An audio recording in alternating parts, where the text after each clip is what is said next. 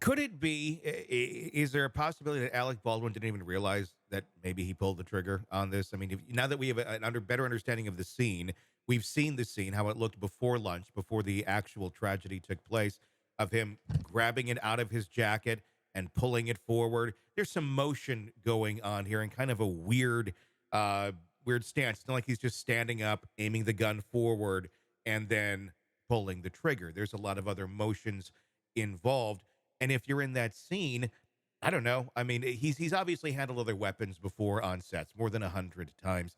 Is it reasonable to think that maybe he was just unaware, or could have pulling the trigger been a little loose, if you will, or easier for it to have fired without a lot of force or anything? Well, two things on your point here. First of all, they weren't even shooting. Hmm. Meaning on the set, Yeah. right? This was a downtime, nothing was being filmed, and they have footage that is going to be allowed to come in, where from other sets, other times when he has been rogue on set. In other words, shooting quickly, not letting things get in place. And I've seen the footage, I believe 3 examples of that, where he's just kind of wild with this firearm, and I think it's gonna look really bad. The defense fought hard not to have that, be introduced, but we're going to see it, and I think it's going to show the mindset of him. There's also footage of him really controlling the set, bossing people around, telling people when we're gonna stop and start. You can tell, at least from this footage we see, he was the man in charge. He was the man making the decisions, and so I think both of those are going to be strong evidence for the prosecution. But let me answer your question, your exact question. Could someone pull the trigger, such as Alec Baldwin, and not even really mean to? Hmm. Yes. 100% it happens all the time. Why? Because there's a sympathetic response between the trigger finger and your other hand. So, say, as an example, I have my gun in my right hand and I reach down and I grab my pants for whatever reason, or Hmm. grab something. My right hand is also going to flex in a grabbing type motion. And that's why often there's what we call ADs, or accidental discharges with weapons, Hmm. because their finger is on the trigger. And Tony, that's also the other reason that one of the 3 primary uh, uh, rules when you're handling a gun is never have your finger on the trigger unless you intend to fire. Other than that, it should be indexed along the trigger guard. Sure, sure. The argument that they're trying to make is that on a set, or as the prosecution has said, it's make believe. Obviously, they're filming a movie; they're not just playing with guns. But the argument that's trying to be made here is that it was very reckless, and this was out of the ordinary, and that he should have known better. Obviously, he's done this hundreds of times without any sort of incident or issue, at least that we're aware of. And he's been acting for decades. This is the one time where suddenly there is a discharge and something horrible happens. Is he just, as you said, there's footage of him on other sets. I mean, it seems like he was just kind of doing what he always does, along with expecting that the armorer and that the assistant producer would have also have done their job as well. If it wasn't Alec Baldwin that's on the stand, or in the chair here, being with these charges, do you think we'd be seeing the same sort of charges against another actor that would be in this sort of situation? I think we would. And I think we would because at the end of the day, Halyna Hutchins is dead. Hmm. 42-year-old woman with a beautiful young son, a husband of 16 years, a mother and siblings that are heartbroken over this. And she didn't deserve to die that day. And but for Alec Baldwin doing three, not obeying the 3 principles of handling a firearm, he pointed that firearm at a human. Hmm. There is no need for him to do that ever, even in a cowboy Indian scene. He can shoot it off to the side, and there's actually footage of him saying, that he knows not to do that. He Hmm. said something to the effect, "No, stand here because I don't want to point it in your direction." And I think that's going to hurt him. He realizes that even blanks and dummy rounds, they can kill you too.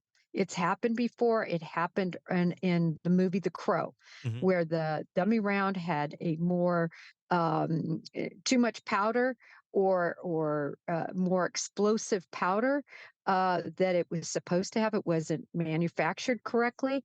And in that scene, uh, Bruce Lee's son, I believe it Yeah. was murdered. Yeah. And the reason there were no charges in that case was simply because that was a manufacturer error. Hmm. It really wasn't the error of the end of everything else was done correctly. Although again, I would argue you can't point a gun in the direction of another human. But what about when you have your director? What about when you have your cinematographer saying, "Point it here, point it at me to get this shot"? Should there just be no more of that across any sort of filming? Don't do it. Or if we're going to do it, we're going to get the camera in this angle and there's not going to be a person there to prevent this sort of thing going forward. Because I think a lot of this is more so precedent setting going forward than it is, let's punish people who really truly had no intent of hurting anyone. Should there be new protocols, and are there new protocols on sets to avoid this sort of thing from happening again? Well, I was just contacted by somebody to be an armor on a set. They ended up not filming that particular scene, so I didn't have to, fly up and handle those duties. But I can tell you that this is going to have far reaching and important change, if nothing else.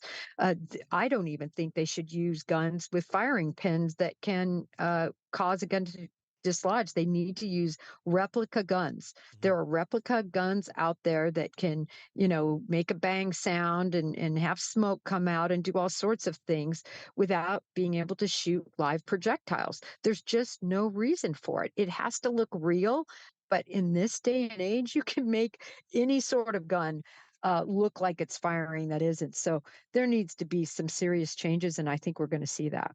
Be very interesting to see what sort of lasting impacts this make and exactly where they take this case in the next couple of weeks. It'll be very fascinating to see how this all plays out.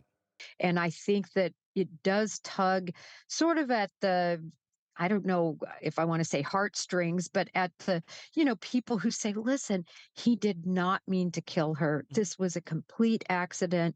He didn't load the gun. He hired people and paid people to do that job. He shouldn't be charged. But at the end of the day, when you look at it, not only is Helena dead, but think about other situations where you're driving down the street and you're doing what you shouldn't be doing. You're on your cell phone. Somebody walks out and you hit them and you kill them. Mhm. You're still going to be charged. Accidents happen all Sure. the time, every day, and people die. And when people die, someone has to be held responsible. Without a doubt, they really do. It'll be very fascinating to see to what level he is held responsible at the end of the day, and also location. I think playing a issue in this or a role in this in terms of who that jury is. We're talking about New Mexico. We're talking about a lot of gun ownership. We're talking about a lot of conservative politics and such. So you're going to have a very interesting jury there. People who know how to use guns and respect them and know the protocol far better than I think Alec Baldwin does. But does that need to come into account here too? Does the jury need to really understand this? Great, you know your gun, you know your weapon, you know how things should be operated.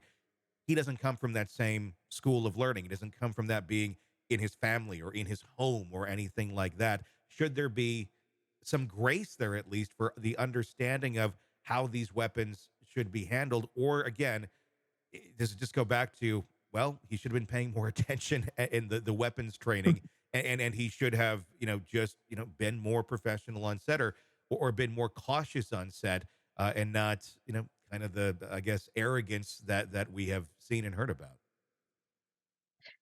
Yeah, I mean, you just bring up some great points. And when I saw the configuration of this jury, which is largely female, I believe I thought I saw or read eight to four or something like that. And then there's four alternates. And of course, right now, no one knows who the alternates are. Mhm. So everybody's watching everything as if they're going to be the voting members.